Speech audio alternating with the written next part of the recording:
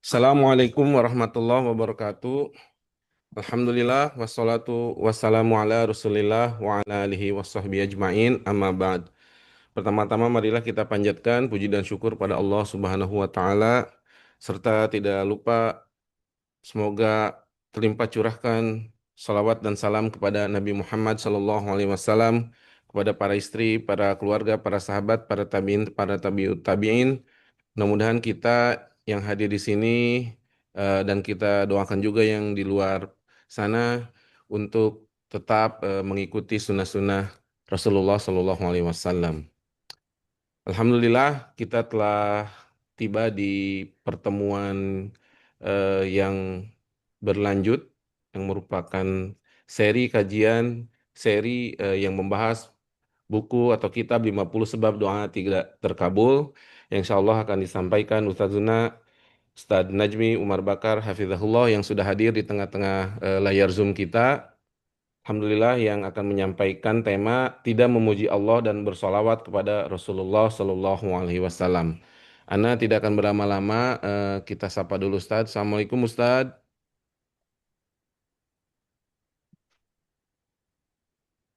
Waalaikumsalam warahmatullahi wabarakatuh. Apa kabarnya Ustadz? Alhamdulillah, Alhamdulillah. Antum gimana, sehat? Alhamdulillah. Ana juga dan keluarga sehat dan baik Ustadz. Alhamdulillah. Ya, Sebelum barakallahu kita fikum. mulai, wafikum barakallah. Sebelum kita mulai, mohon kepada peserta untuk menyimak apa yang Ustadz sampaikan nanti dan mencatat hal-hal pentingnya. Kemudian nanti mungkin kalau ada waktu di sesi kedua Ustadz ada tanya jawab ya. Ya, Insya Allah.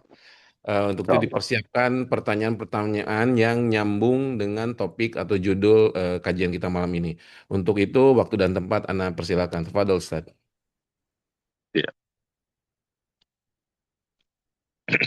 Assalamualaikum warahmatullahi wabarakatuh. Alhamdulillah, nahmaduhu wa nasta'inuhu wa nastaghfiruh wa na'udzu billah min shururi anfusina wa min sayyiati a'malina.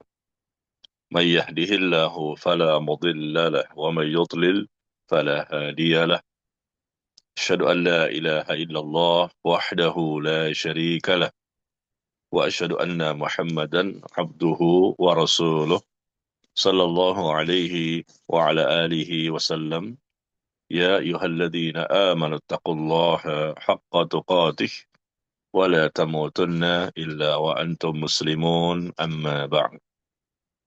Jamaah sekalian, barakallahu fikum wa jazakumullahu khairan.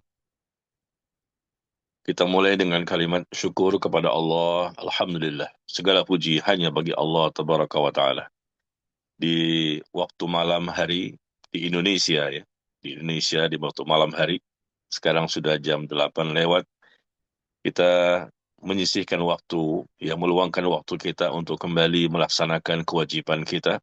Melaksanakan perintah yang Allah perintahkan kepada setiap hambanya, yaitu kita beribadah kepadanya dengan ibadah dalam bentuk menuntut ilmu. Kita mempelajari tentang Islam yang merupakan agama yang kita yakini kebenarannya, yang berusaha dipahami, diamalkan, dan dipertahankan agama ini sampai datangnya kematian. Mudah-mudahan kita selalu berharap kepada Allah. Mudah-mudahan apa yang kita lakukan ini tercatat sebagai amal saleh dan selalu diberikan taufik dan hidayah, dan kita diberikan keistiqomahan di atas Quran dan Sunnah Nabi Sallallahu Alaihi Wasallam. Jamaah sekalian, sebagaimana biasa dengan saya setiap Ahad yang ketiga ya, kita akan membahas buku yang berjudul 50 Sebab Doa Tidak Terkabul. 50 Sebab Doa Tidak Terkabul. Dan pada kali ini kita akan membahas sebab yang ke-20. Dari 50 sebab, kita masuk sebab yang ke-20. Kenapa doa belum Allah kabulkan? Tentunya pasti ada sebab. Allah itu sangat mudah, ringan, gampang, dan enteng untuk mengabulkan doa seorang hamba. Ya, tidak ada artinya untuk sekedar mengabulkan doa seorang hamba. Ya, Allah pasti akan memenuhi janjinya. Allah mendengar ketika hamba itu bermunajat kepadanya. Allah pun mengetahui, Allah menyaksikan, ya, ketika hamba itu meminta kepadanya.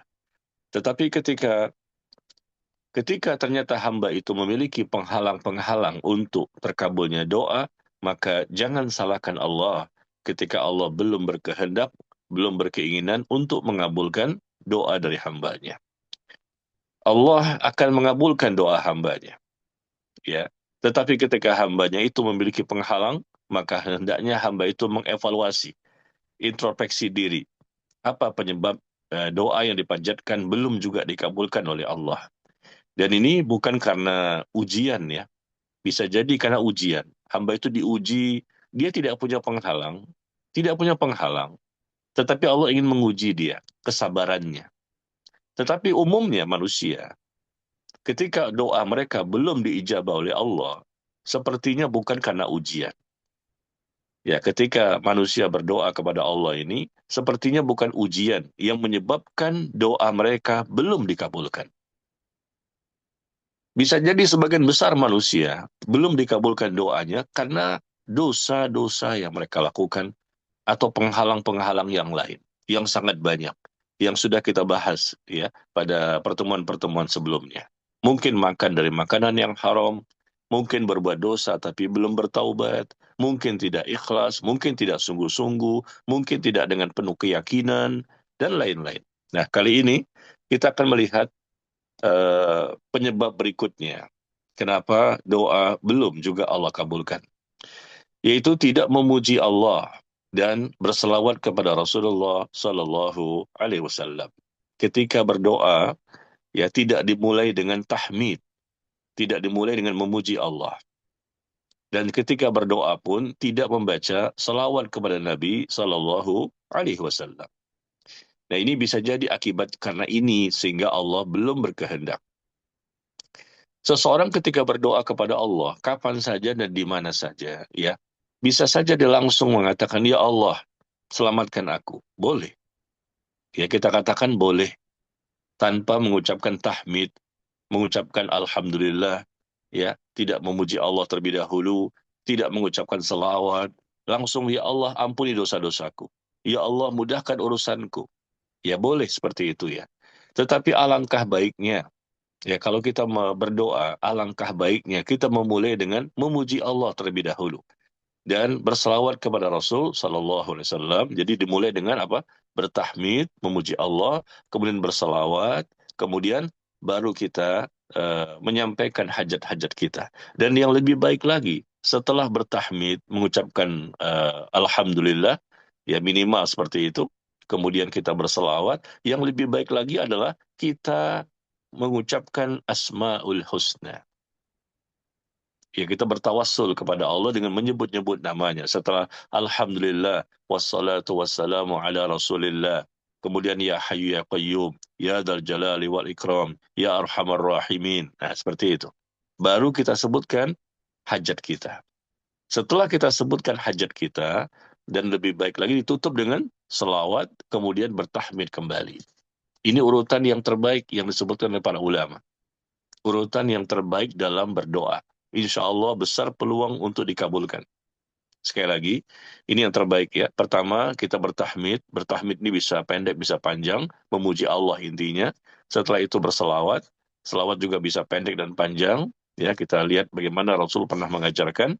Kemudian yang ketiga, yang lebih baik kita membaca Asmaul Husna.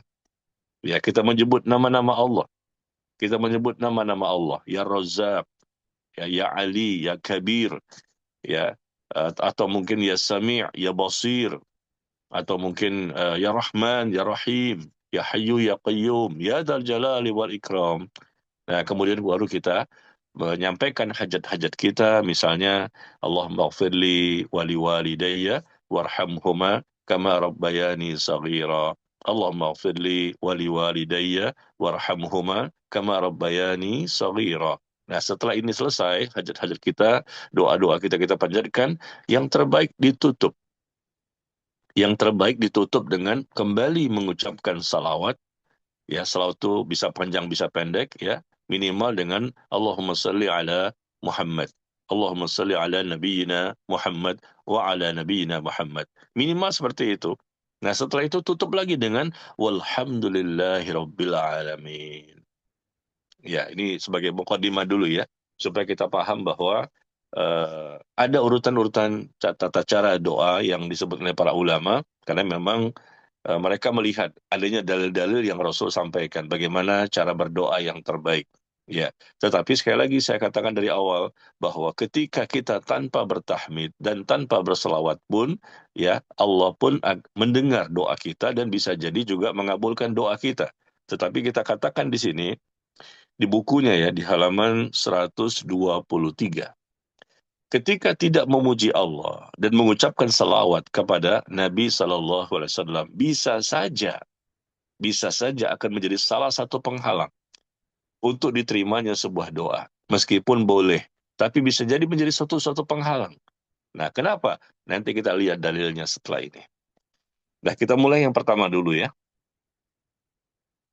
Ketika Rasulullah Shallallahu Alaihi Wasallam sedang duduk, tiba-tiba ada seorang laki-laki masuk lalu sholat. Ketika Rasulullah sedang duduk, ya, tiba-tiba ada seorang laki-laki masuk dan kemudian sholat. Ya, dia sholat. Kemudian ia berdoa. Dia berdoa, Ya Allah ampuni aku dan rahmati aku. Ya Allah ampuni aku dan rahmati aku. Maka Rasulullah Shallallahu Alaihi Wasallam bersabda, Ajilta ayyuhal musalli idza sallaita, ya, faqa'atta fahmadillah bima huwa ahluhu thumma salli alayya. Ya, kata Nabi Alaihissalam, ketika orang ini datang kemudian sholat dan kemudian dia baca doa, Allahumma firli warhamni, ya Allah ampuni aku dan rahmati aku. Maka Rasul mengatakan engkau tergesa-gesa, engkau tergesa-gesa. Langsung dia mengatakan Allahumma firli warhamni. Dia mulai doa dengan cara seperti itu. Allahumma firli warhamni. Maka Rasul mengatakan engkau tergesa-gesa, wahai orang yang sholat. Apabila engkau melakukan sholat, lalu duduk di akhir sholat, ya, maka pujilah Allah dan dengan pujian yang selayaknya baginya. Dan berselawatlah engkau kepadaku. Kemudian berdoalah. Ya, sekali lagi, engkau tergesa-gesa wahai orang yang sholat.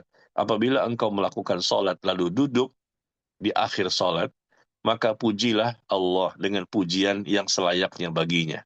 Memuji Allah itu bisa minimal alhamdulillah, ya, dan kemudian berselawatlah engkau kepadaku dan kemudian berdoalah setelah itu. Maka kemudian eh, lalu ada seorang laki-laki lain sholat sesudah itu. Ini laki-laki yang pertama ya. Kemudian ada laki-laki yang lain sholat setelah itu, dia pun ketika itu memuji Allah dan berselawat kepada Nabi SAW. Maka Nabi SAW bersabda, wahai orang yang sholat, ayyuhal musalli ud'u tujab. Wahai orang yang sholat, berdoalah. Niscaya kamu dikabulkan. Ya, jadi ada dua laki-laki yang berbeda di sini. Yang satu datang sholat, lalu kemudian dia berdoa. Dan berdoa langsung. Allahumma firli warhamni. Ya Allah ampuni aku dan rahmatilah aku. Ya. Kemudian datang lagi juga laki-laki berikutnya. Kemudian dia sholat. Setelah itu dia berdoa. Nah, sebelum dia berdoa, dia baca dulu tahmid. Dia baca dulu pujian-pujian kepada Allah. Dan kemudian dia berselawat. Setelah itu baru dia berdoa. Bertahmid, memuji Allah, berselawat, baru berdoa. Maka Rasul mengatakan, berdoalah, maka niscaya kamu dikabulkan. Ya, dengan cara seperti ini, wahai orang yang sholat, berdoalah, niscaya kamu dikabulkan. Karena dia mulai dengan bertahmid dulu, memuji Allah dulu, dan kemudian berselawat. Berbeda dengan yang pertama, engkau tergesa-gesa, wahai orang yang sholat. Hendaknya jangan begitu. Hendaknya engkau memuji Allah terlebih dahulu, dan berselawat kepada aku. Pujilah Allah terlebih dahulu dalam doa itu. Awalnya seperti itu. Setelah itu berselawatlah kepada aku. Ya, nanti baru setelah itu baru berdoa. Ya, jadi disinilah kita ambil pelajaran ya bahwa Imam An-Nawawi rahimahullah mengatakan semua ulama sepakat. Kata beliau semua ulama sepakat bahwa dianjurkan memulai doa itu dengan membaca hamdalah, yaitu memuji Allah terlebih dahulu. Hamdalah, memuji Allah. Ya, mungkin alhamdulillah atau alhamdulillah hamdan katsiran tayyiban mubarakan fihi kama yuhibbu rabbuna wa yarda, atau alhamdulillah dan lain-lain panjang pendek silahkan saja. Minimal alhamdulillah. Semua ulama sepakat bahwa dianjurkan memulai doa itu dengan membaca hamdalah, yaitu memuji Allah dan menyanjungnya. Memuji Allah dan menyanjung Allah. Itu awal ketika memulai doa. Setelah itu baru membaca salawat untuk Rasulullah Sallallahu Alaihi Wasallam. Begitu pula tatkala mengakhiri doa dengan membaca keduanya. Nah, ini disebutkan oleh beliau ya. Jadi seperti itu. Awalnya membaca tahmid dan salawat, dan nanti pun diakhiri dengan salawat dan hamdalah. Sebagaimana yang saya sebutkan di awal tadi. Ini yang terbaik. Ya, namanya kita meminta kepada Allah, ya, kita melobi, kita butuh, dan tunjukkan ekspresi rasa kebutuhan kita kepada Allah, dan kita lakukanlah cara yang terbaik. Maka besar peluang untuk dikabulkan doa. Besar peluang, kita katakan, karena memang Allah yang menentukan. Kita tidak berani memastikan. Karena ada orang-orang yang memang berdoa juga tidak dikabulkan, meskipun tidak ada penghalang. Dia orang bertakwa. Tapi belum juga dikabulkan. Dia Nabi dan Rasul. Tidak juga dikabulkan. Kenapa? Itu namanya ujian. Bisa jadi dikabulkan nanti. Ya, Nabi dan Rasul. Contoh Nabi Musa. Nabi Musa berdoa. Yang mengaminkan Nabi Harun. Berdoa agar Fir'aun mendapatkan hukuman, siksaan, dan azab dari Allah. Yang berdoa siapa? Bukan kita ini. Nabi Musa. Yang mengaminkan Nabi Harun. Tapi kemudian kita dapatkan informasi dalam tafsir bahwa Allah mengabulkan doanya Nabi Musa alaihissalam setelah 40 tahun. Nabi Musa tidak punya penghalang untuk dikabulkannya doa. Nabi Harun tidak punya penghalang. Mereka Nabi dan Rasul, manusia yang paling mulia di zamannya pada waktu itu. Dan Allah mencintai semua Nabi dan Rasul. Semua Nabi dan Rasul orang-orang yang saleh. Semua Nabi dan Rasul orang-orang bertakwa. Sudah jelas surganya. Tapi lihat bagaimana. 40 tahun kemudian baru Allah kabulkan doanya Nabi Musa. Masya Allah. Luar biasa kan? Kenapa? Karena semakin tingginya tingkat keimanan, semakin tingginya tingkat ketakwaan, maka ujian semakin besar. Padahal Nabi Musa layak untuk dikabulkan doanya. Nah, seperti itu maksud saya. Jadi, pasti Allah kabulkan, cuma terkadang bisa jadi Allah pending, tidak langsung pada hari itu. Ya, dikabulkan. Bisa jadi besoknya, bisa jadi minggu depannya, bisa jadi bulan depannya, ya kita nggak tahu. Atau mungkin tidak Allah kabulkan. Kemungkinan kedua ya, tidak dikabulkan sampai mati. Ada orang berdoa tidak dikabulkan. Yang pertama dikabulkan, cuma agak lama. Karena Allah ingin menguji hambanya, meskipun tidak punya penghalang. Yang kedua, tidak dikabulkan sama sekali. Yang pertama, tidak dikabulkan sementara saja. Nantinya dikabulkan. Nantinya dikabulkan, cuman kapannya kita nggak tahu. Adapun yang kedua, betul-betul tidak dikabulkan sampai mati. Jadi gimana? Nah, tapi kan ketika tidak dikabulkan, ini juga ujian dari Allah, dan Allah tetap catat doa itu sebagai pahala baginya, disimpan di akhirat. Meskipun tidak dikabulkan, ternyata dia diuji sampai mati. Ada kan seperti itu. Ada orang yang sakit, nggak sembuh-sembuh, sampai mati. Tapi ada juga orang yang sakit, dia berdoa, Allah sembuhkan. Nah gitu. Ya, Allah sembuhkan penyakitnya. Dengan doa-doanya, Allah sembuhkan penyakitnya. Tapi ada juga orang yang sakit, tidak sembuh-sembuh, sampai mati. Padahal dia berdoa, berdoa, berdoa. Ya, memang Allah ternyata takdirkan dia seperti itu. Tapi bukan berarti doanya itu sia-sia. Tetap apa yang dia panjatkan itu tersimpan pahalanya nanti di akhirat. Ya. Atau kemungkinan yang ketiga. Yang ketiga, ya memang doa yang diminta itu tidak dikabulkan. Ini ujian juga. Tapi ternyata Allah ganti doa yang belum dikabulkan itu dengan dia dihindarkan dari keburukan-keburukan yang lain. Jadi doa itu pasti bermanfaat. Kalau selama dia tidak punya penghalang, maka selalu bermanfaat. Apakah dikabulkan? ketika tidak punya penghalang dikabulkannya doa, dia dikabulkan. Atau mungkin tidak dikabulkan sampai mati, tapi tercatat sebagai pahala, disimpan di akhirat. Atau kalaupun belum dikabulkan, Allah akan berikan kompensasi diganti dengan dia dihindarkan dari musibah, dari bencana, dari keburukan yang lain. Ini kalau tidak punya penghalang, selalu bermanfaat untuk hidup dan matinya. Tapi kalau punya penghalang, nah ini nggak ada manfaatnya.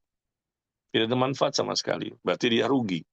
Ya, baik. Jadi kita kembali kepada pembahasan ini di halaman 124 ya. Disinilah kita lihat hadisnya yang kita bacakan tadi. Hadis yang dikeluarkan oleh Imam Ahmad, Abu Daud, At-Tirmidzi, An-Nasai, Ibnu Khuzaimah, Ibnu Hibban. Ya, hadis dari Fudalah bin Ubaid. Ya, radhiyallahu anhu. Jadi ada yang pertama sholat, lalu dia berdoa langsung. Ya Allah, ampuni aku dan rahmati aku. Yang kedua, datang lagi dia sholat, lalu dia berdoa. Yang kedua ini ternyata dia memulai doanya dengan memuji Allah terlebih dahulu, kemudian berselawat, baru dia berdoa. Nah, maka yang kedua ini dipuji Rasulullah. Ini doa yang benar. Ya, berdoalah, niscaya kamu pun akan dikabulkan. Karena dia memulai dengan apa? Memulai dengan tahmid dan berselawat terlebih dahulu. Nah, kalau kita baca seperti ini, hanya hadis ini saja, barangkali ini mungkin sifatnya hanya sunnah saja. Memulai dengan bertahmid dan selawat. Hanya sunnah. Ya. Dan ini mungkin hanya anjuran saja. Yang lebih baik. Ya. Tapi kalau kita baca lagi keterangan berikutnya, di bawahnya kita baca ya. Di hadis yang lain disebutkan bahwa setiap doa yang dilantunkan, yang dipanjatkan seorang hamba, tidak akan diangkat ke hadapan Allah. Tidak akan diangkat sampai disertai dengan selawat kepada Nabi Muhammad SAW. Sebab selawat merupakan pengantar terkabulnya sebuah doa. Selawat itu merupakan pengantar terkabulnya sebuah doa. Kita katakan bisa jadi demikian. Ya, kenapa? Kita baca keterangannya.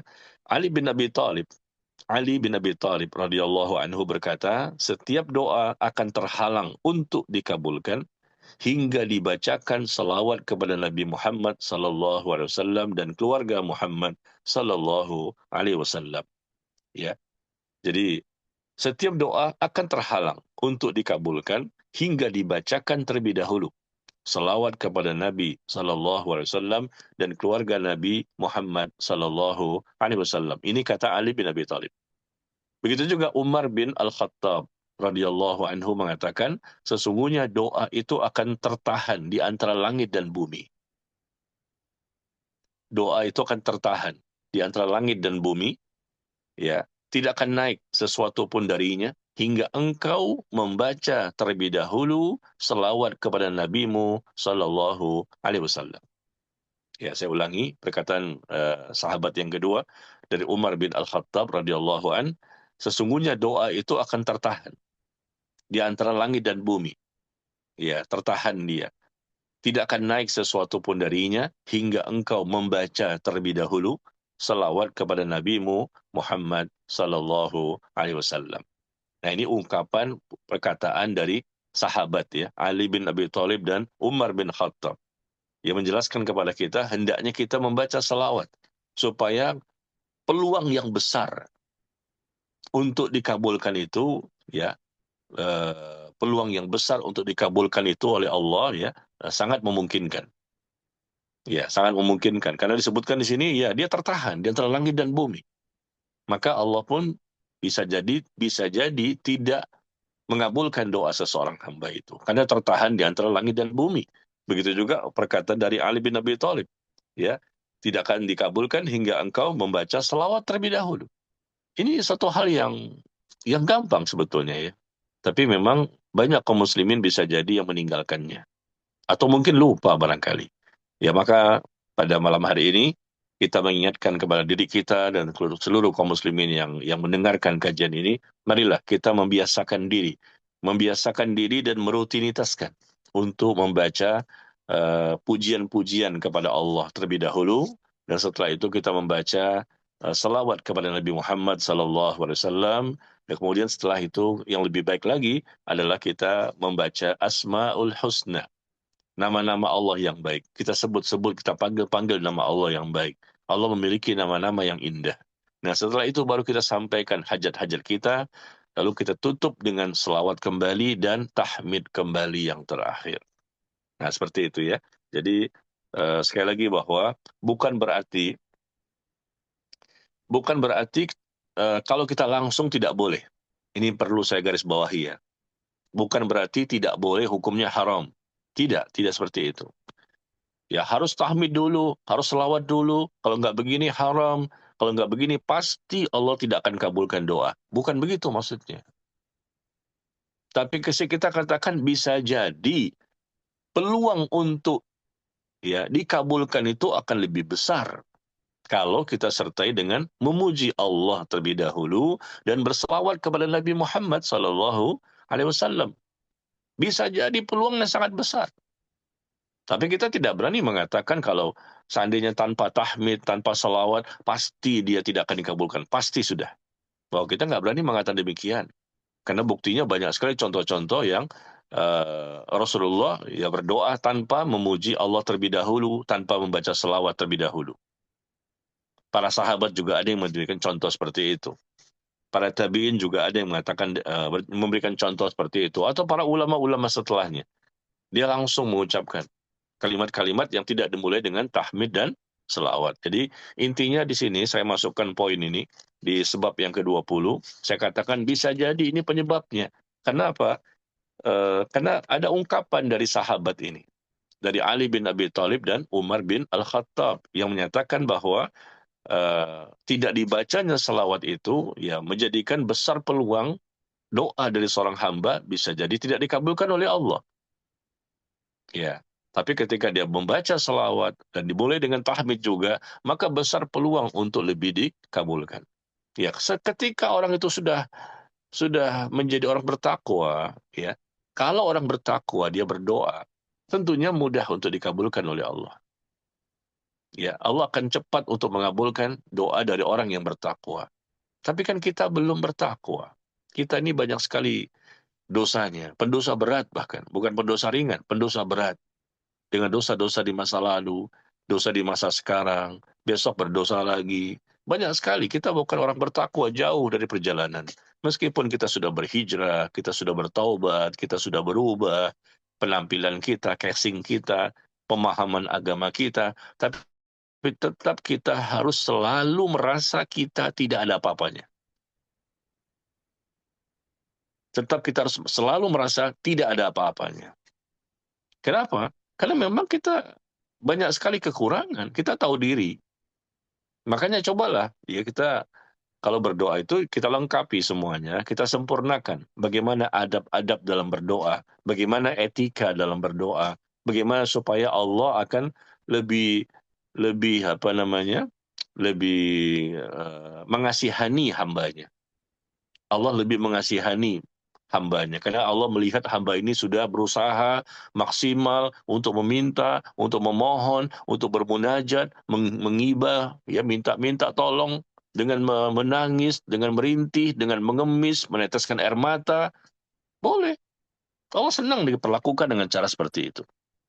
Tidak boleh kita perlakukan itu kepada manusia. Minta-minta kepada manusia dengan kita mengemis, ya kita sebagai orang yang merendahkan diri kita nggak boleh. Tapi kepada Allah, Allah senang ketika kita berbuat seperti itu. Maka marilah ya kita coba untuk melengkapi cara berdoa ini dengan cara-cara yang sempurna, yang baik ya, supaya nanti Allah pun akan lebih mengasihani kita dan akhirnya Allah pun mencintai, mengampuni, merahmati dan lain-lain. Ya, tapi sekali lagi bahwa ketika kita lihat Rasulullah SAW dan para sahabat dan seterusnya, ketika mereka berdoa, ya pernah juga Allah kabulkan, meskipun tanpa mengucapkan tahmid dan selawat. Pernah juga Allah kabulkan. Tetapi ya di sini kita lihat Rasulullah mengajarkan kepada kita hendaknya memulai yang kita lihat di sini hadisnya setelah orang itu selesai sholat ya langsung dia berdoa. Maka Rasul mengatakan engkau tergesa-gesa wahai orang yang sholat. Rasul ingin mengajarkan kepada umatnya bahwa sebaiknya seperti ini. Ya, Karena kita ingin melobi. Bagaimana sih kata kalimat melobi ini? Kita ingin ada kebutuhan ya dengan seseorang, kita ada kebutuhan dengan seseorang. Maka kita cara melobinya kan harus pinter. Bagaimana orang itu kalau kita lobby dan dia mau mengikuti keinginan kita. Kita pinter retorikanya, gaya bahasanya, cara bicaranya, ya. Wah, kita melobi dia. Akhirnya dia tersentuh. Yang awalnya dia tidak mau untuk memenuhi permintaan kita, tapi karena kita pinter untuk melobinya, lama-lama dia akhirnya mau memenuhi permintaan kita. Maksud saya begitu, pinter melobi, nah inilah kalimatnya mungkin seperti itu. Kita pinter-pinterlah untuk bagaimana caranya supaya Allah itu juga akhirnya mengabulkan doa kita. Ya, kalau kita sudah bertakwa sih langsung saja bisa. Allah kabulkan, Allah Maha Kuasa atas segala sesuatu. Kita bertakwa, ya Allah akan kabulkan. Meskipun tanpa bertahmid dan berselawat. Karena memang Allah sudah cinta sama dia. Allah sudah sayang sama dia. Tanpa membaca tahmid dan selawat pun Allah akan kabulkan dia. Ya, tapi kalau kita memang levelnya level yang memang ya jauh lah ya, kita tahu diri banyak kekurangan, ya, siapapun dia sebetulnya, levelnya setinggi apapun, seharusnya idealnya begini, yaitu seorang mukmin tidak pernah merasa benar, tidak pernah merasa baik, tidak pernah merasa sudah super di hadapan Allah. Seorang mukmin itu selalu merasa kurang, selalu merasa hina, selalu merasa tidak pernah merasa aman dari azab Allah. Meskipun bisa jadi mungkin dia orang yang sudah Allah cintai, tapi kan kita tidak tahu bagaimana Allah menilai kita. Rasulullah saja masih demikian, luar biasa ibadahnya. Para sahabat juga luar biasa ibadahnya. Maka mereka menangis ketakutan, takut mendapatkan siksa kubur, takut dengan su'ul khotimah, takut dengan siksa neraka. Ya, yang sudah selevel itu luar biasa. Bagaimana dengan kita? Tidak pernah merasa aman dari azab Allah. Apalagi kehidupan kita ini kan ya kita tidak tahu apa yang terjadi setelahnya. Bisa jadi karena kita lihat banyak orang yang tergelincir. Jamaah bisa tergelincir, ustadz bisa tergelincir, ulama bisa tergelincir.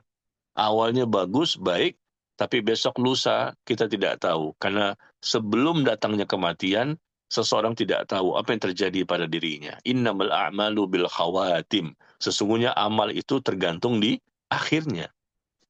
Amal kita itu tergantung nanti di akhir yang menentukan. Apakah kita ini baik atau tidak. Bukan saat ini. Saat ini kita tidak tahu bagaimana akhir kehidupan kita. Kalau memang di akhir kehidupan nanti Allah takdirkan husnul khotimah, berarti dia orang baik.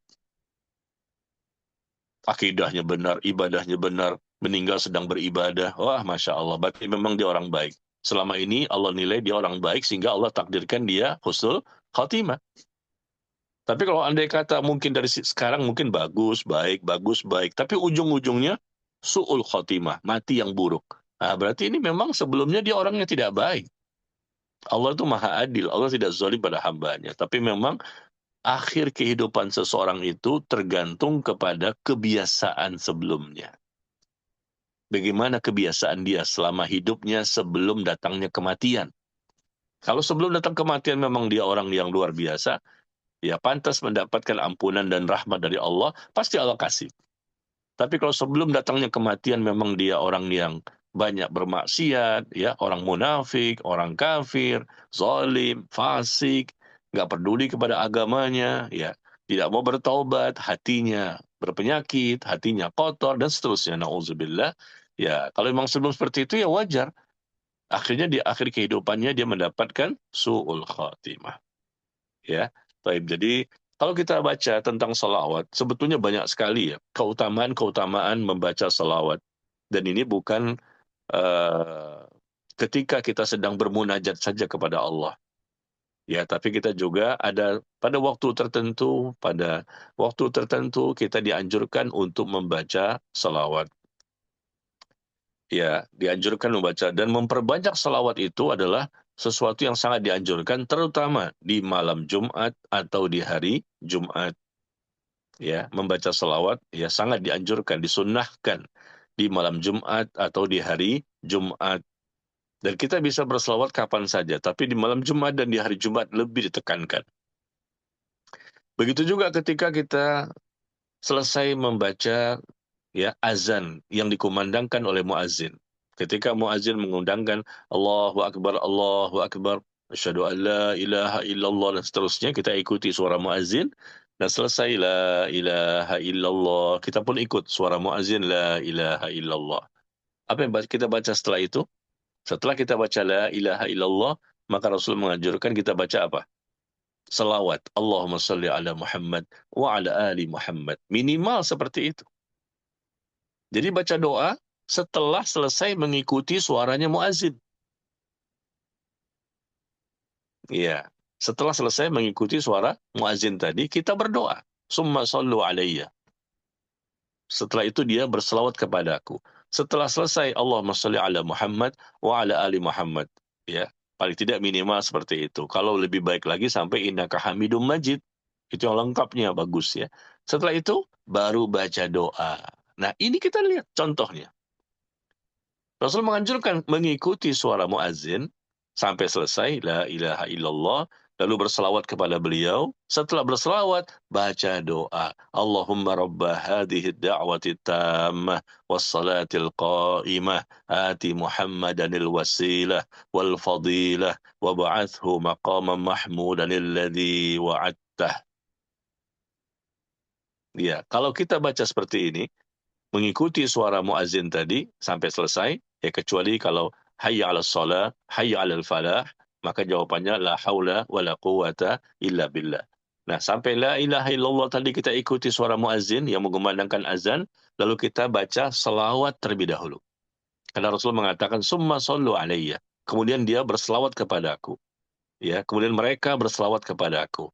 Nah, kemudian baca doa tadi, doa setelah azan. Allahumma rabba hadhihi ad-da'wati tammah sampai selesai, sampai wa'attah, ya. Maka Rasul mengatakan halat lahu syafaati yaumil qiyamah. Halat lahu syafaati yaumil qiyamah. Orang yang seperti ini halal bagi dia, layak bagi dia untuk mendapatkan syafaatku nanti pada hari kiamat. Layak dia mendapatkan syafaatku nanti pada hari kiamat. Lihat urutannya ya. Urutannya apa? Setelah mengikuti suara muazin, Rasul menganjurkan kita membaca selawat. Setelah itu baru berdoa. Ya, ini kan konteksnya kalau terdengar suara azan. Ya, setelah diikuti baca selawat dan baru berdoa. Ya, apalagi kalau kita memang berdoanya kapan saja dan di mana saja. Ya, mau pagi, siang, sore, malam. Ya, ketika kita membacanya di luar sholat. Ketika kita baca di luar sholat. Ya, hendaknya kita lengkapi dengan bertahmid. Ya, sekali lagi ya, di luar sholat. Bertahmid, berselawat, dan kemudian membaca Asmaul Husna, kemudian kita menyampaikan hajat kita, ditutup dengan selawat dan bertahmid. Mungkin nanti saya pikir ada jamaah yang bertanya, bagaimana Ustadz kalau kita berdoa di dalam sholat? Barangkali mungkin ada yang bertanya seperti itu. Ketika di dalam sholat, bagaimana itu? Misalnya ketika sujud, bukankah kita dianjurkan membaca doa pada waktu sujud? Setelah kita membaca zikir ya, Subhan Rabbiyal A'la, misalnya. Atau mungkin bacaan yang lain. Nah, apakah kita harus bertahmid dulu ketika sujud ya? Bertahmid dulu, baca selawat dulu. Kita membaca Asmaul Husna, kita baru sampaikan, setelah itu tutup lagi dengan selawat, setelah itu baru kita bertahmid? Tidak. Ya, bedakan antara ketika sedang sholat dan di luar sholat. Kalau pada waktu sujud, setelah kita berzikir, langsung saja kita berdoa. Subhan Rabbil A'la, Subhan Rabbil A'la, Subhana Rabbiyal A'la. Misalnya seperti itu bacaannya. Lalu setelah itu kita berdoa. Allahumma gfirli wali walidayya warhamhuma kama rabbayani saghira. Rabbi gfirli warhamni wajburni. Allahumma a'inni ala dzikrika wa syukrika wa husni ibadatik. Perhatikan ya, ini di dalam sholat ketika sujud. Ya. Dan begitu juga ketika kita sebelum salam. Sebelum salam dari sholat. Ya. Ketika kita baca tahiyat akhir, ya sampai innaka hamidum majid. Nah, langsung kita baca, Allahumma inni a'udzubika min adabi jahannam wa min adabil qubur wa min fitnatil mahya wal mamat wa min fitnatil masihid dajjal wa min fitnati syarri uh, al-masihid dajjal. Ya, seperti itu. Setelah itu kita boleh lagi berdoa dengan doa yang lain. Allahumma inni a'udzubika minal ma'thami wal maghrami. Baca lagi doa yang lain, ya, silakan. Tapi tidak ada urutan di sini harus bertahmid dulu, berselawat dulu misalnya. Ya. Karena kita tidak dapatkan hal seperti itu. Contoh dari Nabi Shallallahu alaihi wasallam. Coba kita baca di sini di bukunya ya, di halaman 124. Di halaman 124 ya, contoh hadis yang paling atas. Di sini ada seorang laki-laki, dia datang, dia sholat, ya, dia duduk di rakaat yang terakhir. Nah, setelah dia selesai sholat, dia memuji Allah. Dan setelah itu berselawat. Maka Rasul mengatakan, wahai orang yang sholat, berdoalah. Niscaya kamu dikabulkan. Ya, dia berdoa seperti itu ya. Wahai orang yang sholat, berdoalah. Niscaya kamu dikabulkan. Karena dia membaca doa tadi sebelumnya dengan tahmid dan selawat terlebih dahulu. Tapi yang pertama kali diceritakan, dia selesai sholat itu, nah, kemudian ternyata dia tidak bertahmid kepada Allah, tidak membaca selawat. Maka Rasul mengatakan, wahai orang yang sholat, ya, hendaknya memuji Allah terlebih dahulu. Dan kemudian berselawatlah kepadaku. Ya, setelah itu baru berdoa. Nah, ini kan maksudnya apa? Setelah selesai sholat. Ya, ini yang dianjurkan, sangat sangat dianjurkan seperti ini. Maka kita ikuti yang seperti ini di luar sholat ya. Tapi bukan berarti tidak boleh dan haram kalau kita langsung. Tetapi namanya kita ini melobi, kita berusaha agar bagaimana Allah tuh cinta, Allah tuh senang, Allah tuh ridho, Allah tuh akhirnya mengasihani kita. Ya coba lakukan ini saja. Lakukan lengkap seperti itu bagus ya. Ya, demikian. Karena kita ini bukan levelnya orang-orang yang apa ya, yang sangat sangat sangat dekat kepada Allah. Sehingga Allah kalau sudah mencintai hamba, ya langsung saja dia berdoa, ya Allah turunkan hujan, turun hujan. Tanpa dia membaca tahmid terlebih dahulu, tanpa membaca selawat terlebih dahulu. Langsung, ya Allah turunkan hujan, turun hujan. Dan itu pernah terjadi. Di zaman para tabi'in juga ada seperti itu. Abu Muslim ya ketika mereka salat istisqa, ya mereka meminta kepada Abu Muslim untuk berdoa kepada Allah, ya, dan dia langsung mengatakan kalimat seperti itu, turunkan hujan kepada kami, maka Allah turunkan hujan. Jadi intinya adalah karena kita tahu bahwa kita levelnya adalah orang-orang yang belum sangat dekat kepada Allah karena kita masih banyak dosa, amal kita juga masih sedikit, kita juga barangkali baru berubah, baru bertaubat ya, maka hendaknya kita harus lebih banyak lagi cara untuk dikasihani oleh Allah.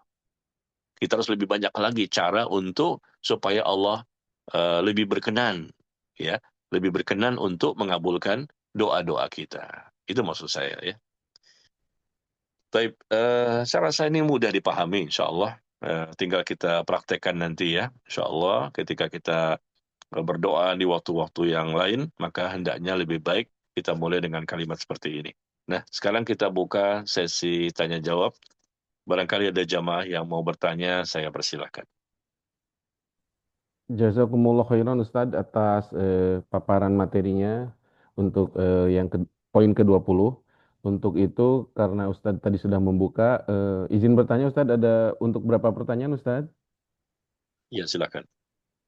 6 Ustadz. Sudah ada yang angkat tangan, tafadhol Umi Ukhti Nur Aini.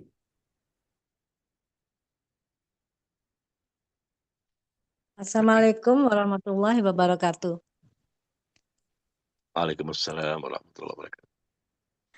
Eh, maaf Ustadz, ini mungkin di luar tema, tetapi salah satunya mungkin ini yang belum dikabulkan sama Allah doa-doa kita. Ada satu ibu, dia mempunyai 3 orang anak. Anaknya semua wanita, perempuan maksudnya. Dan salah satunya itu, anak yang pertama itu dia menikah dengan non-muslim. Setelah anak itu sekitar umur 2 tahun ibu itu bercerai dan kembali ke agama Islam dan menikah dengan ayah baru, suami baru yang Muslim. Berarti sekarang anak ini ada kemungkinan akan menikah.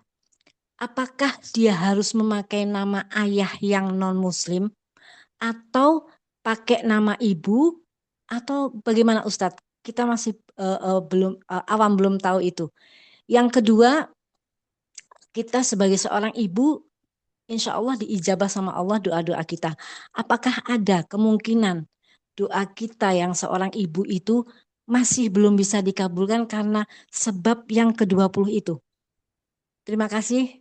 Wassalamualaikum warahmatullahi wabarakatuh. Jazakallahu khairan. Iya, wa iyyakum. Barakallahu fiik. Yang pertama ya, yang pertama kalau ini pertama kasusnya kalau bapaknya Muslim dan ibunya Muslim dan kemudian memiliki anak yang Muslim, pernikahannya sah, ya, pernikahannya sah, maka anaknya pun menjadi anak yang Muslim. Ya, pada waktu itu ya tentunya dia seorang Muslim yang bisa berdoa kepada Allah dan dia hindarkan semua penghalang-penghalang untuk dikabulkannya doa. Ya, karena memang pernikahannya sah. Dan kalau anak itu perempuan, bapaknya boleh untuk menjadi wali untuk menikahkan anaknya yang perempuan itu.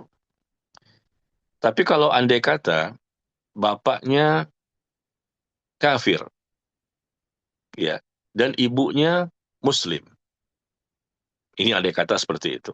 Bapaknya kafir, ibunya Muslim, maka pernikahannya tidak sah. Pernikahannya tidak sah. Karena tidak boleh seorang wanita muslimah, ya, tidak boleh seorang wanita muslimah menikahi laki-laki kafir. Apapun agamanya, tidak boleh. Seorang wanita muslimah tidak boleh menikahi laki-laki yang kafir. Dan itu Allah sebutkan di surah Al-Baqarah, ayat 221. Ya, Al-Baqarah 221. Andai kata seperti ini, si wanitanya, si istrinya muslim, dan suaminya kafir, ya, maka jatuhnya pernikahannya tidak sah, dan ketika mereka berhubungan, jadilah zina. Jadilah mereka berzina, karena pernikahan tidak sah. Ya, karena agamanya berbeda. Muslim yang wanita, yang laki-lakinya kafir. Tapi kalau sebaliknya, andai kata sebaliknya, yang laki-lakinya Muslim, dan yang wanitanya kafir dari kalangan ahlul kitab. Ya, jadi si laki-lakinya Muslim, wanitanya khusus ahlul kitab, Yahudi atau Nasrani. Maka ini halal, boleh. Ya, boleh untuk mereka menikah, tapi jangan dilakukan. Sebaiknya cari saja wanita muslimah yang lain. Meskipun boleh laki-laki menikah dengan wanita Nasrani atau Yahudi. Karena Allah sebutkan itu halal di surah Al-Ma'idah ayat yang ke-5. Laki-laki yang muslim menikahi wanita yang Yahudi atau Nasrani, Allah katakan halal. Ya, tentunya wanita yang Yahudi dan Nasrani ini wanita-wanita yang menjaga kehormatan, menjaga kesucian, akhlaknya baik, ya, auratnya juga tertutup. Meskipun dia Yahudi dan Nasrani, tapi secara akhlak baik, orangnya baik. Nah, si laki-laki ini boleh untuk menikahinya dalam rangka nanti bisa merubah dan mengajak si istri masuk Islam. Karena si laki-laki powernya ada, dia laki-laki, dia suami, akidahnya benar, imannya mantap, dan istrinya pun memang sepertinya orang yang mudah untuk diajak nantinya, karena memang pada dasarnya dia baik, menjaga kehormatan, menjaga kesucian. Ya, tapi sekali lagi, khusus untuk laki-laki menikahi wanita yang Yahudi atau Nasrani yang menjaga kehormatannya, akhlaknya baik, ya. Tetapi laki-laki Muslim tadi nggak boleh menikahi wanita kafir yang lain, selain Yahudi dan Nasrani. Itu pun tidak sah. Seorang Muslim laki-laki tidak boleh menikahi wanita, ya, wanita kafir, selain Yahudi dan Nasrani. Tidak sah, pernikahannya tidak sah, maka mereka menjadi zina. Jatuhnya zina. Jadi itu Allah sebutkan di surah Al-Baqarah ayat 221. Larangan seorang muslim laki-laki menikahi wanita musyrik. Ya, wanita musyrik, wanita kafir. Ya, adapun khusus untuk Yahudi dan Nasrani masih boleh. Karena Allah sebutkan halalnya itu di surah Al-Maidah ayat yang ke-5. Nah, demikian. Jadi ya intinya kalau memang nanti terlahirlah ya anak yang tadi anak itu muslim ya. Semua anak yang lahir itu semuanya muslim. Kullu mauludin yuladu alal fitrah. Kata Nabi SAW bahwa setiap anak yang lahir semuanya lahir dalam kondisi beragama Islam. Ya, meskipun memang orang tuanya ini kafir. Tapi intinya semua anak bayi yang lahir, semua bayi yang lahir itu agamanya Islam. Tetapi orang tuanya lah yang menjadikan dia Yahudi atau Nasrani atau Majusi. Orang tua yang menjadikan dia beragama yang lain. Tapi hukum asalnya semua bayi yang lahir itu Muslim. Karena dia sudah mengucapkan syahadat. Dia sudah mengucapkan syahadat di dalam eh, kandungan seorang ibu itu, dia sudah mengucapkan syahadat. Itu Allah sebutkan di surah Al-A'raf ayat 172. Al-A'raf ayat 172. Alastu birabbikum qalu bala syahidna. Allah akan bertanya ya kepada mereka, bukankah aku Tuhanmu? Dan mereka mengatakan benar, engkau Tuhan kami. Sudah memberikan persaksian. Berarti mereka sudah muslim. Setiap manusia itu mereka sudah muslim karena mereka sudah memberikan persaksian di alam yang lain. Bahwa Allah itu memang Rabb mereka. Dan akhirnya mereka terlahir sebagai seorang muslim. Ya, Rasul mengatakan setiap anak itu lahir dalam kondisi dia muslim, fitrah. Fa'abawahu yuhawwidani, au yunassirani, au yumajjisani. Tapi ketika itu ternyata orang tuanya lah yang menyebabkan dia Yahudi, Nasrani, atau Majusi yang mengarahkan dia sesuai dengan agama orang tuanya. Maka si anak tadi yang berusia 2 tahun ya, ataupun nantinya ke depan ya, kalau memang dia seorang muslim yang baik dan memang dia menghilangkan segala macam penghalang-penghalang untuk terkabulnya doa, maka dia akan dikabulkan doanya oleh Allah. Tetapi kalau dia kafir, mengikuti agama orang tuanya, ya tentunya orang kafir terhalang untuk dikabulkan doanya.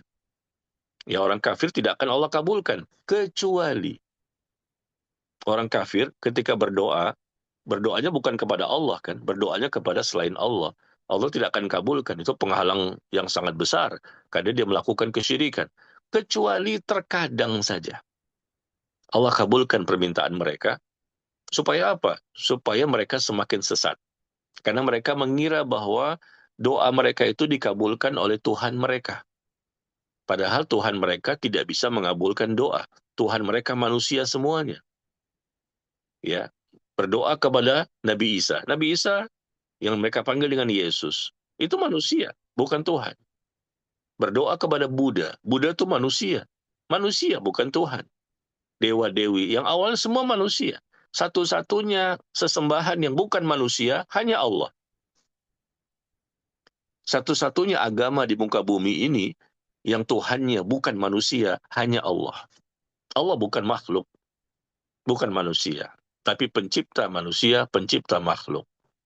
Jadi kalau ada orang kafir yang barangkali sewaktu-waktu dia merasa sudah berdoa kepada Tuhan mereka selain Allah, lalu dia merasa doanya terkabul, dia mungkin sakit dan sembuh. Itu padahal sebetulnya bukan mereka bukan mereka berarti Allah berikan hidayah. Bukan berarti Allah berikan pengabulan doa itu Allah cinta kepada mereka. Tapi Allah kabulkan terkadang doanya orang kafir. Hanya Allah yang bisa mengabulkan doa ya.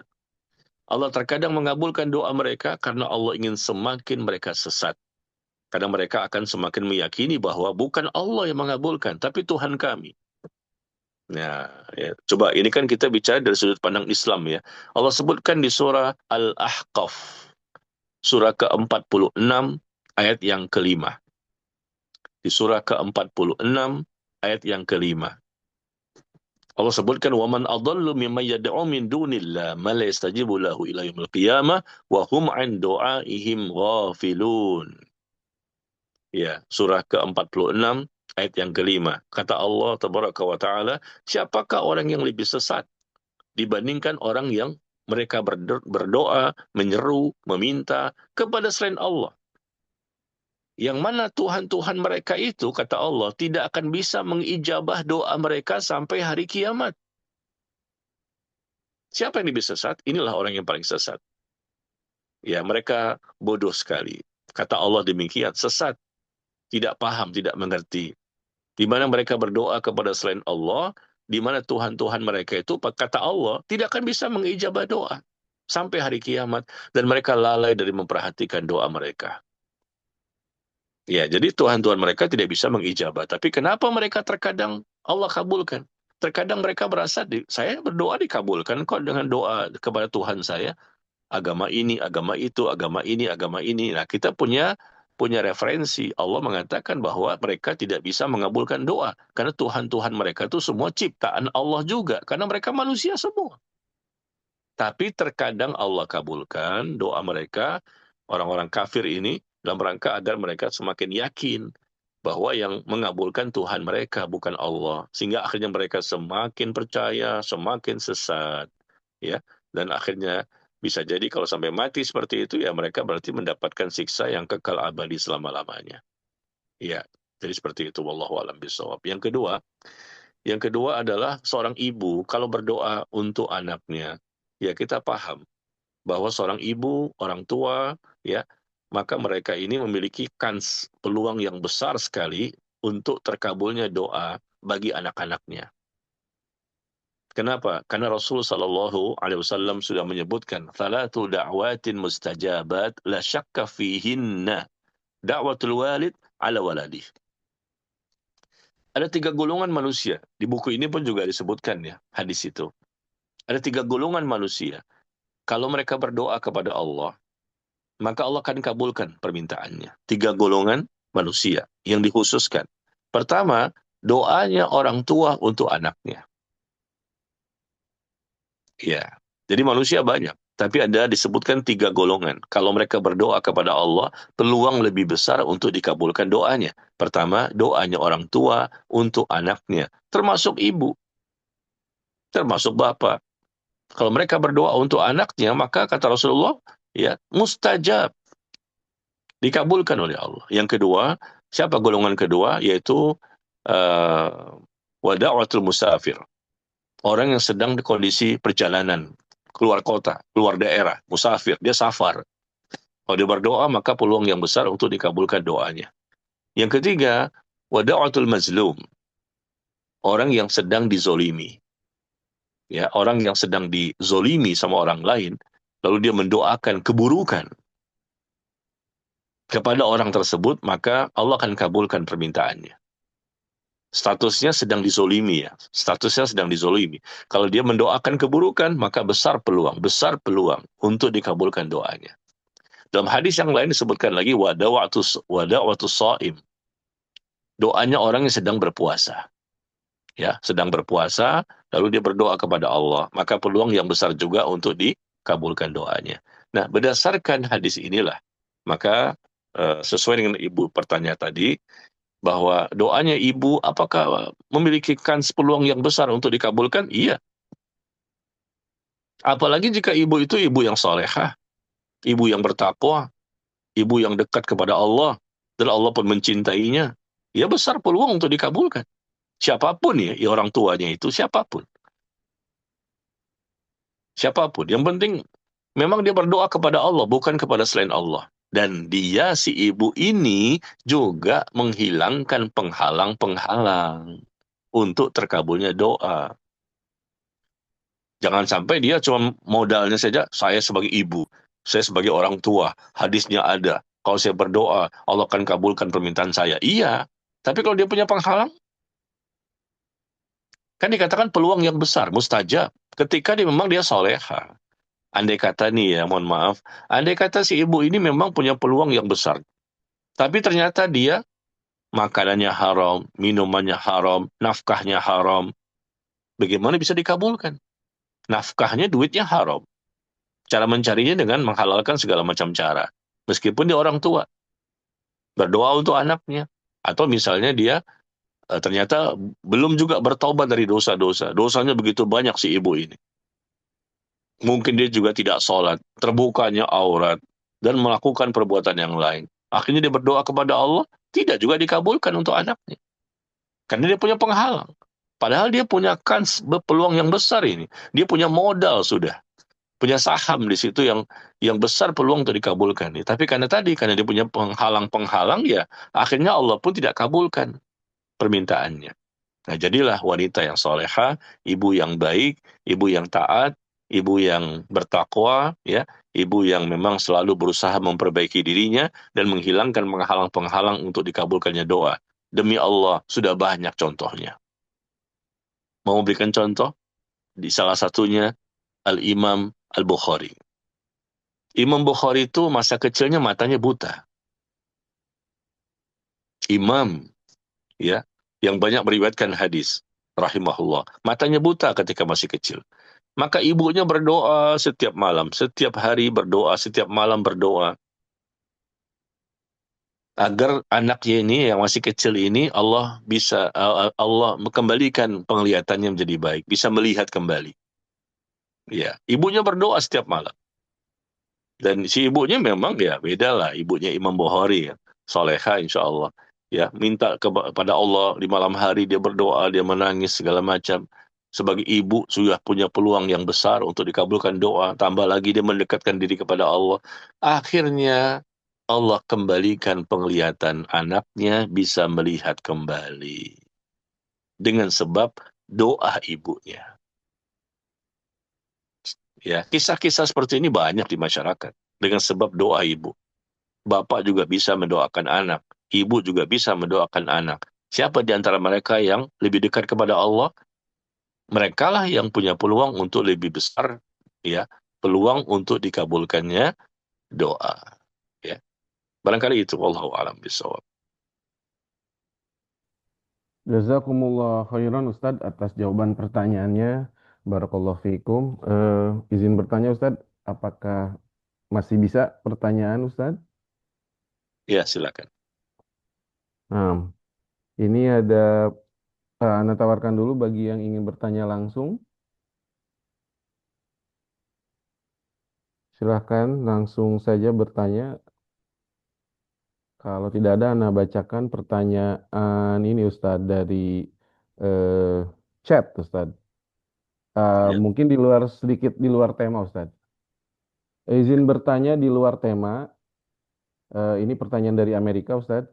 Bagaimana hukum jualan di masjid? Apakah boleh atau tidak? Dan bagaimana kalau kita membelinya? Membeli yang jualan tadi apakah boleh atau tidak? Itu Ustadz pertanyaannya. Iya, barakallahu fiik. Sudah jelas di hadis ya. Di hadis ada bentuk larangan. Rasulullah melarang adanya jual beli di dalam masjid. Semoga mereka tidak mendapatkan keberuntungan.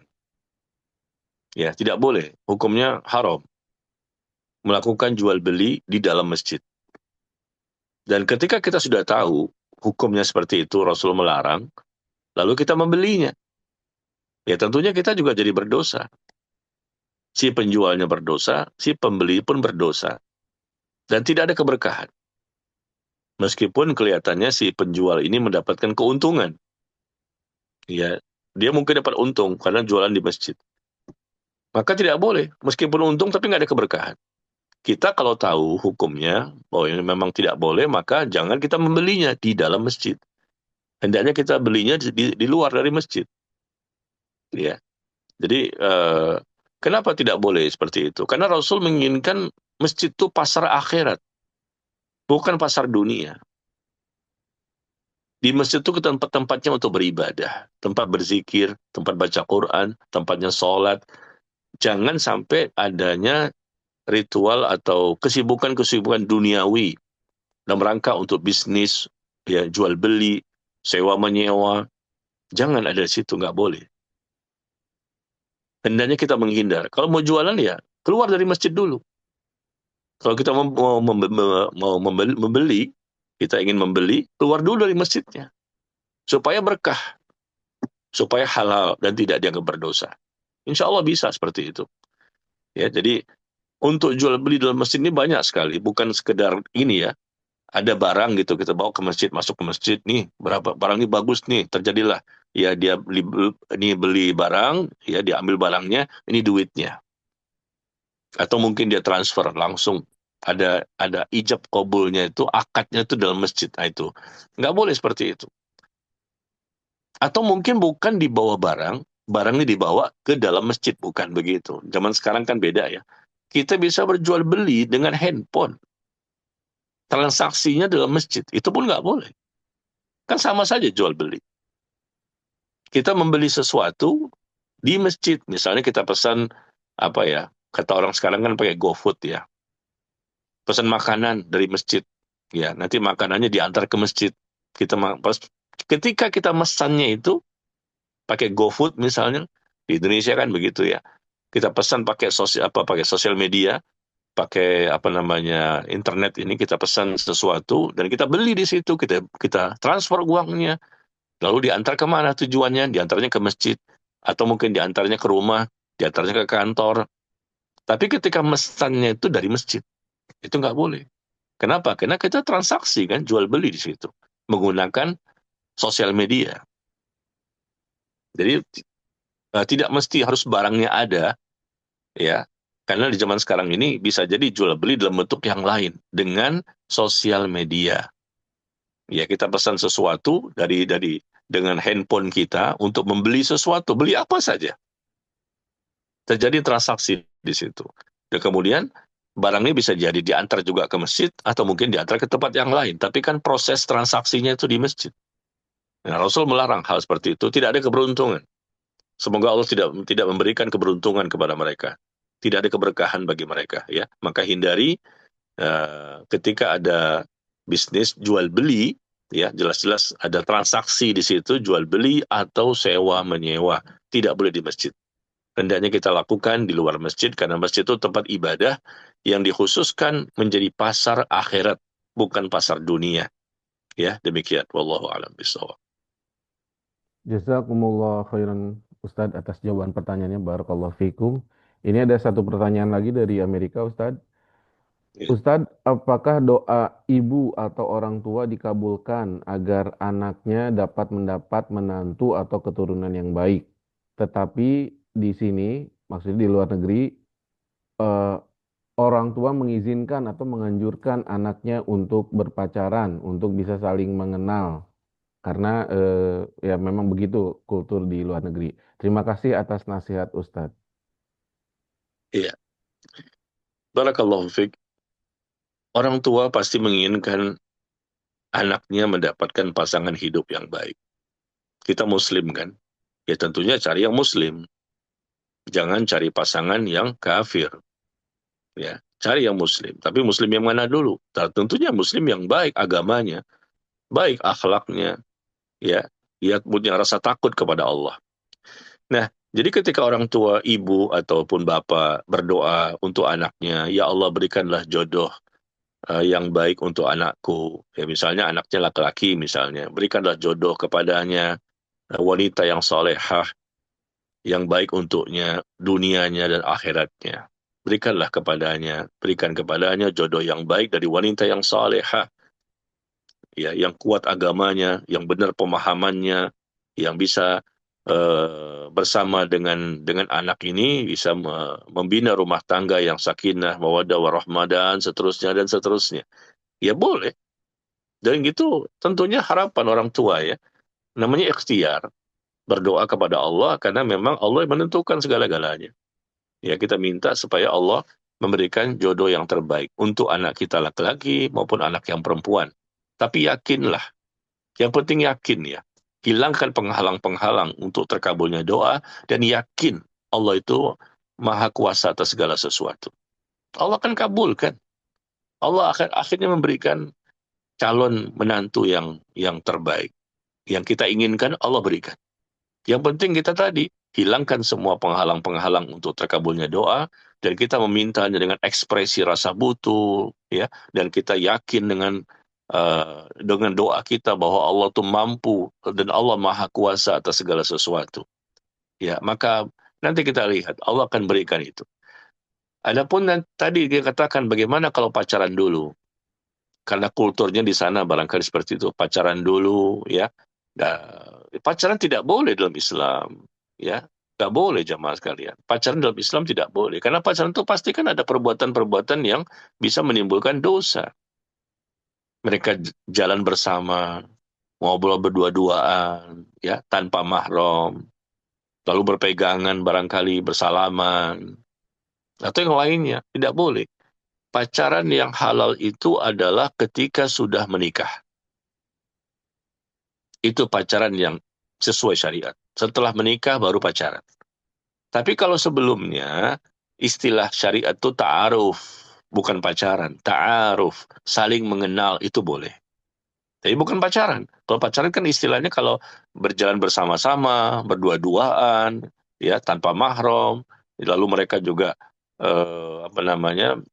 dengan mudahnya untuk bersalam-salaman, bersentuh-sentuhan, dan lain-lain. Ya tentunya nanti ada zina mata, zina telinga, akhirnya zina kemaluan. Karena kultur di sana memang kita seperti itu lihatnya. Bebas gitu loh untuk pacaran itu, untuk melihat kecocokan. Sampai di mana nih cocoknya. Penjajakannya mungkin sebulan, 2 bulan, mungkin setahun. Banyak orang pacaran 9 tahun. Tapi 3 bulan setelah nikah, cerai. Banyak orang pacaran sampai 10 tahun. Tapi kemudian cerai juga. Jadi tidak ada jaminan orang yang pacaran itu sudah melihat kayaknya semua sifat-sifatnya bagus. Tapi setelah menikah beda lagi. Tidak ada jaminan. Apalagi memang itu berdosa. Allah melarang dan Rasul melarang. Karena memang ada dosa-dosa yang dilakukan di situ. Dosa mata, dosa telinga, dosa lisan. Mereka berdua-duaan, saling bersentuhan, dan lain-lain. Nah, jadi gimana? Jadi yang boleh itu ta'aruf, saling mengenal. Nah, itu boleh. Kita boleh nazar, kita melihat ya calon yang kita inginkan, calon ini kita lihat, lalu kita berkenalan, tapi ketika berkenalan dan melihat itu, dia didampingi oleh mahramnya. Tidak boleh berdua-duaan. Dan kita boleh mengenal, kita ngobrol, ya ngobrol bagaimana mendengarkan suaranya, bagaimana pemahamannya, bagaimana cara dia berkomunikasi, enak gak bicaranya, ya. Kita bisa tanya-tanya di situ bagaimana aktivitasnya. Artinya ta'aruf ini perkenalan ya antara laki-laki dan wanita, dan dia tidak berdua-duaan, didampingi oleh mahramnya. Si wanita tadi didampingi oleh mahramnya. Mungkin mahramnya duduk dekat situ, ya dekat situ, dan kemudian mereka dipersilahkan untuk saling mengenal satu sama lain. Karena memang tujuannya baik, dalam rangka untuk mencari kecocokan. Kira-kira lanjut atau tidak sampai ke jenjang pernikahan. Itu tidak dosa. Mencari kecocokan. Ya. Dan tidak mesti hari itu juga memberikan jawaban. Tidak mesti hari itu memberikan jawaban. Bisa saja setelah itu dia berkonsultasi dengan orang tuanya, mencari tahu lebih dalam lagi tentang calon pasangannya, coba cari lagi informasi di luar. Apa dia benar seperti itu? Jangan-jangan dia berbohong. Kemudian juga dia bisa istikharah. Setelah menentukan, dia istikharah. Terakhir itu istikharah. Setelah dia cari tahu informasi, ya setelah dia ta'aruf, setelah dia nazar, melihat langsung wajahnya, bagaimana suaranya, segala macam. Terakhir itu istikharah. Istikharah itu meminta kepada Allah. Ya, setelah kita memilih, baru istikharah. Jangan salah ya. Setelah kita memilih, baru istikharah. Memilih artinya saya setelah mencari tahu informasi, setelah saya berdialog, diskusi dengan keluarga, dengan orang tua, tanya-tanya sama orang lain bagaimana kondisi calon pasangan, ternyata semuanya baik. Atau sebagian besar semuanya baik. Nah, setelah itu terakhir, istikharah. Istikharah itu artinya setelah kita memutuskan iya, baru kita istikharah. Nanti kita minta sama Allah, dimudahkan. Ya Allah, kalau memang ini jodohku, maka mudahkan. Ini jodohku yang baik untuk diriku, agamaku, duniaku, akhiratku, maka mudahkan. Tetapi kalau memang dia tidak baik untuk diriku, untuk agamaku, duniaku, akhiratku, maka jauhkanlah dia dariku dan jauhkan aku darinya. Terakhir ya. Karena apa? Kaum muslimin kadang-kadang salah kaprah. Mereka istikharah dulu, baru mereka memutuskan. Istikharah dulu, jadi mereka nunggu mimpi. Mana mimpinya nih? Kok nggak mimpi-mimpi ya? Ya, atau mungkin mereka tanda-tanda apa? Enggak, bukan begitu. Di hadis itu disebutkan bahwa kita sudah memutuskan, baru kita istikharah. Ya, kita sudah memutuskan, lalu kita istikharah, meminta kepada Allah setelah itu. Kalau memang pilihannya Allah takdirkan, jadi. Kalau Allah tidak takdirkan, tidak akan jadi. Nah, seperti itu ya. Jadi, tidak boleh dengan pacaran, karena pacaran itu haram dalam Islam, itu berdosa, pasti ada zinanya. Mungkin zina bukan zina kemaluan, barangkali zina yang lain. Zina mata, zina telinga, zina lisan, zina tangan, zina kaki, zina hati, hati berangan-angan, memikirkan, berangan-angan. Bahaya, nggak boleh. Terakhir baru zina kemaluan. Ya, tapi kalau sekedar ta'aruf, perkenalan, mencari titik temu bagaimana, ya, dan bisa bisa juga nggak mesti sekali, bisa 2 kali juga nggak apa-apa bertemu lagi supaya lebih lebih apa lebih lebih yakin gitu ya, lebih mantap bahwa dialah memang pilihan saya. Ya, cari informasi sebanyak mungkin siapa dia, di mana sekolahnya, bagaimana kerjanya, bagaimana akhlaknya, bagaimana pergaulannya. Jadi kita tahu dia baik itu kan di luar, bukan ketika bersama kita saja. Apalagi orang pacaran itu kebanyakan bohong. Orang pacaran kebanyakan bohong. Ya seakan-akan dia baik, baik, baik. Begitu menikah, ketahuan siapa diri sebenarnya. Nyesel nanti. Ketahuan. Ternyata ketika pacaran berbeda dengan ketika sudah menikah. Ya, seperti itu ya. Jadi kita harus hati-hati. Jangan sembarangan. Karena ini masalahnya seumur hidup. Sampai mati. Kita menikah sekali, ya kan? Menikah, cari calon suami, calon istri. Nggak boleh sembarangan. Pelan-pelan, pelan-pelan. Bismillah ya. Tapi usahanya maksimal. Dan nanti kalau kita sudah memilih misalnya wanita itu dinikahi karena kata Rasulullah karena 4 perkara.